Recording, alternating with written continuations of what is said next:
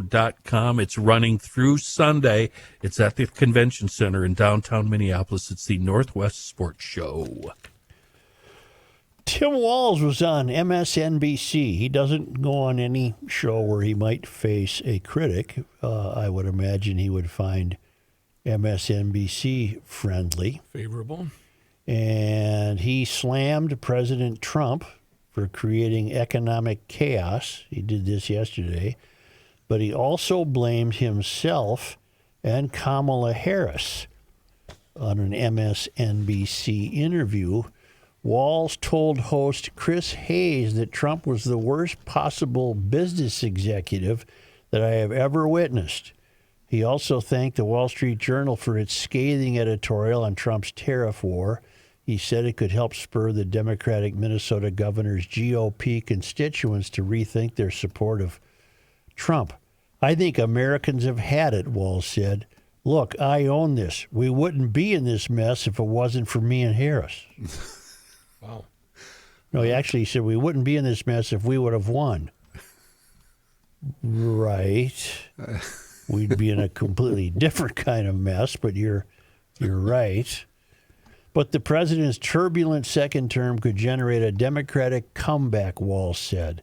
We have to make sure that Americans know it's not just that Donald Trump is bad, but we're offering them something better, he continued. And I think that's what we need to work on. So to refresh, Walz says we wouldn't be in this mess if he and Harris had won. All right. Yeah. Would you like to hear from Governor Walz? Yeah. Business president, he is the worst possible business executive that I have ever witnessed. And I hope, this is what we need. I need the business community to speak up. The Wall Street Journal, thank you. Thank you for saying this is the stupidest trade war, because I've been saying it. And so now I can go back to my constituents, Republican constituents, and say, this is the reality of what you're facing. So, again, there is going to be pain. The richness of a sitting senator like Tommy Tuberville or Elon Musk telling us we're going to have to endure pain. Are you kidding me? Are you kidding me? I think Americans have had it. I hope they've had it. And now we just need to do what we can do to make the case. And I own this. We wouldn't be in this mess if we'd have won the election. And we didn't. We have to make sure that Americans know it's not just that Donald Trump is bad, but we're offering them something better. And I think that's what we need to work on. Let me ask you about that. Thanks, Tim. That is funny. We didn't. How do you spell that?